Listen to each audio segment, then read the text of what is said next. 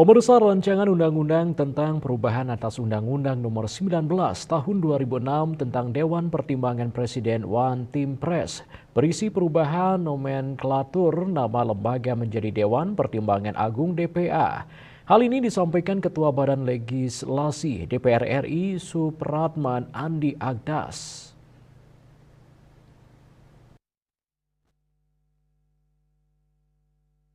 Dikutip dari kantor berita Antara, RUU tersebut baru disahkan untuk diusulkan sebagai RUU inisiatif DPR dan dibawa ke rapat paripurna terdekat.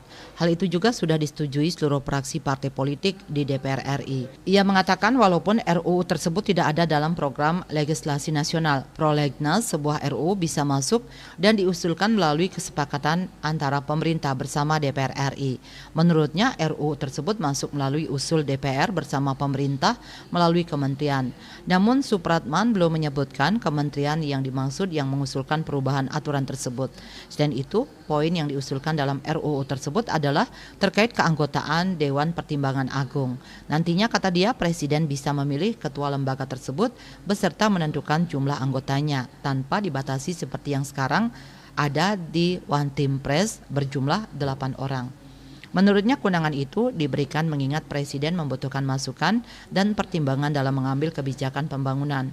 Namun RUU itu juga bakal menetapkan kriteria bagi anggota Dewan Pertimbangan Agung tersebut.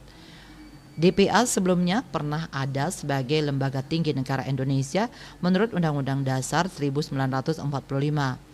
Sebelum diamandemen, fungsinya memberi masukan atau pertimbangan kepada Presiden.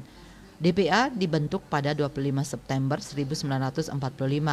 Pembentukan DPA pada masa itu tidak dengan undang-undang, tetapi dilakukan melalui pengumuman pemerintah yang dimuat dalam Berita Republik Indonesia Nomor 4 Tahun 1945. Berdasarkan Undang-Undang Dasar 45 yang telah diamandemen, lembaga ini dihapuskan dengan keputusan Presiden Nomor 135/M/2003 pada tanggal 31 Juli 2003. Bali Post melaporkan.